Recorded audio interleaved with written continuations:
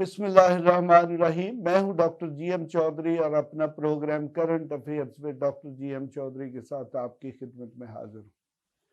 جناب، آج کل ہمارے ملک میں باتیں ہو رہی ہے ٹیکنوکریٹ سیٹ اپ کی، بلکہ یہ کہا جاتا ہے کہ ہمارے ملک میں جو کچھ ذمہ دار حلقے ہیں، آپ سمجھ گئے ہوں گے کہ وہ ذمہ دار حلقے کون ہیں۔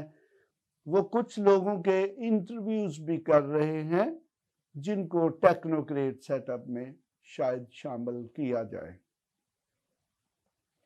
اس پہ ہماری جو سیاستدان ہیں، ہماری جو سیاسی پارٹیاں ہیں، خاص طور پہ جو پی ٹی آئی، اس کا ری ایکشن کافی حد تک آ چکا ہے، جبکہ اس کی طرف سے گورنمنٹ کی طرف سے ابھی تک کوئی خاطر خواہ ری ایکشن نہیں آیا۔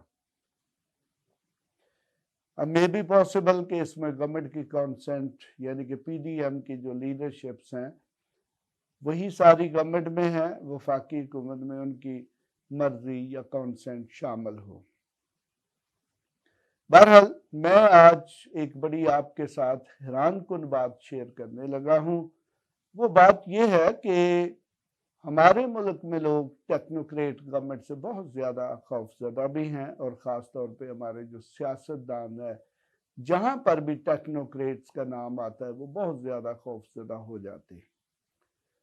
تو دنیا کی جو ایک سب سے بڑا ملک ہے امریکہ، اور اتفاق کی بات ہے کہ امریکہ میں آج تک مارشل لا نہیں لگا، اور نہ ہی وہاں پر اسٹیبلشمنٹ یا آرمڈ فورسز کو یہ جرت ہے کہ وہ امریکہ کے صدر کو ڈکٹیٹ کریں کہ آپ یہ کریں یا آپ یہ نہ کریں۔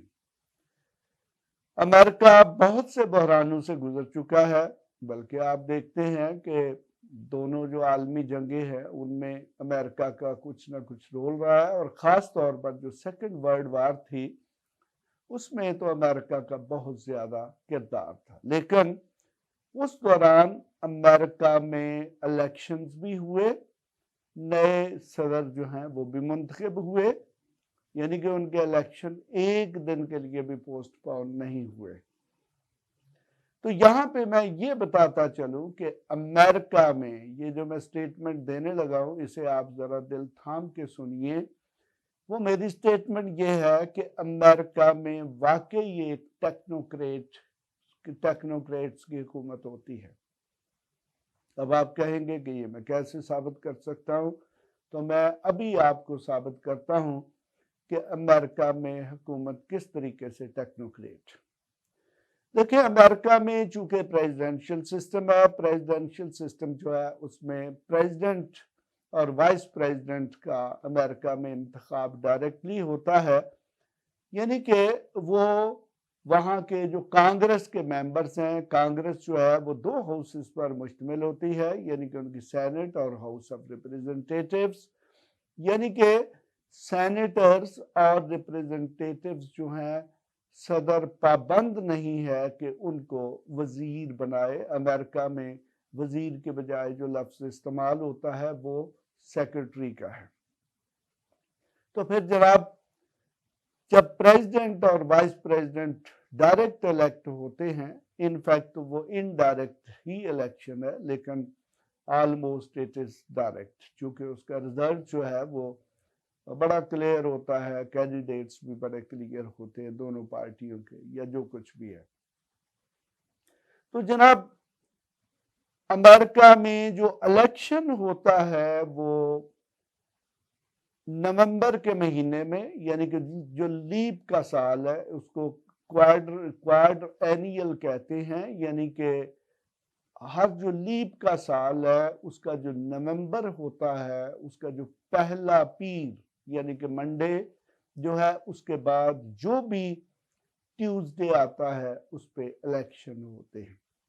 تو اس طرح دیکھیں کہ جو امریکن کانسٹیٹیوشن ہے، دستور ہے، اس میں ایک چیز بڑی واضح طور پر طے کر دی گئی ہے کہ وہاں کا جو الیکشن کنڈکٹ کرانے والی اتھارٹی ہے اس کو یہ نہیں سوچنا پڑتا کہ جی الیکشن کی تاریخ کیا ہوگی، موسم اچھا ہوگا، برا ہوگا، یہ رمضان کا مہینہ ہوگا یا رمضان کے علاوہ ہوگا یا محرم کا مہینہ ہوگا، یعنی کہ ان اینی کیس जो भी फर्स्ट मंडे के बाद ट्यूसडे यानी कि मंगल होगा नवंबर के महीने में, उसमें इलेक्शन होने होते हैं।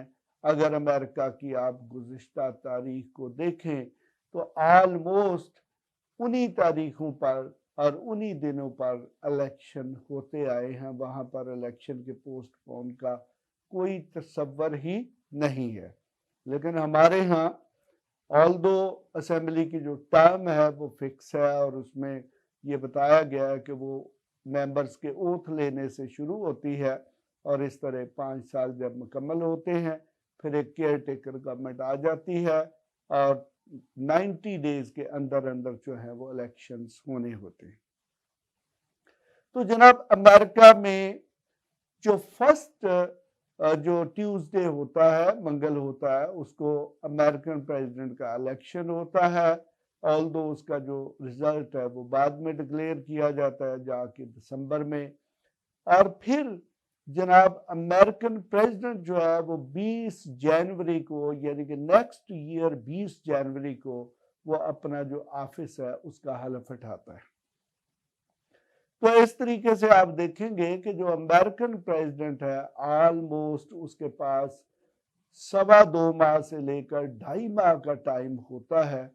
इस दौरान में जैसे ही देखेंगे जैसे ही इलेक्शन खत्म होता है तो उसके फौरन बाद ही ये अंदाजा हो जाता है कि कौन सी पार्टी जीत रही है।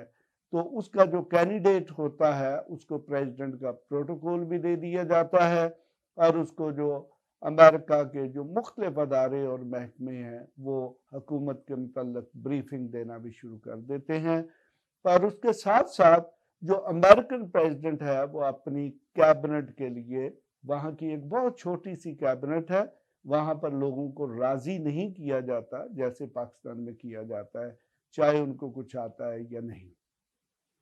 तो जनाब अमेरिकन सदर की जो कैबिनेट है वो बड़े हाई प्रोफाइल टेक्नोक्रेट्स पर मुश्तमिल होती है। उनमें से चंद एक लोग जो हैं वो उसकी अपनी पार्टी से भी ताल्लुक रखते हैं, लेकिन अक्सर यही देखा जाता है कि वो बहुत बड़े बड़े टेक्नोक्रेट्स हों, यानी कि अपना जो फील्ड है उसमें वो माहिर हों। तो उसके अलावा प्रेसिडेंट ये करता है कि ये जो उसे 2.25 से 2.5 माह का टाइम मिलता है तो इस दौरान वो मुख्तलिफ जो शोबों के एक्सपर्ट्स हैं वो उनसे मुलाकातें करता है, उनके इंटरव्यूज करता है और फिर उनको अपनी कैबिनेट के लिए मुंतखब करता है। वहाँ पर जो वजीर यानी कि मिनिस्टर है उसको सेक्रेटरी कहते हैं। तो इस तरीके से आप देखें कि जो अमेरिकन सदर और नायब सदर होते हैं वो तो पॉलिटिशियन होते हैं, लेकिन उनकी जो कैबिनेट है वो ऑलमोस्ट तकरीबन टेक्नोक्रेट्स यानी कि हाई प्रोफाइल एक्सपर्ट्स पर मुश्तमिल होती है। और ये वजह है कि अमेरिका में पॉलिसी सिर्फ 4 साल के लिए नहीं बनाई जाती, बल्कि अमेरिकन अदारों को आप देखेंगे तो वो अगले 50 साल के लिए ना सिर्फ अपने मुल्क के लिए पॉलिसी बना के बैठे हुए हैं, बल्कि वो पूरी दुनिया के लिए पॉलिसी बना के बैठे होते हैं कि हमने एशिया में क्या करना है, हमने यूरोप में क्या करना है, हमने अफ्रीका में क्या करना है और हमने दूसरे जो सब कॉन्टिनेंट्स हैं उनमें क्या करना है। अपनी नेशनल सिक्योरिटी को, अपना डिफेंस, अपना बिजनेस जो है उसको बहुत ज़्यादा प्रेफरेंस दी जाती है। तो इस तरह जनाब अमेरिका में एक प्योरली टेक्नोक्रेट गवर्नमेंट होती है। पाकिस्तान में हमें इससे नहीं डरना चाहिए अगर वो जमहूरी प्रोफाइल में हो। इसके साथ ही मैं आपसे इजाज़त चाहता हूँ। खुदा हाफिज़।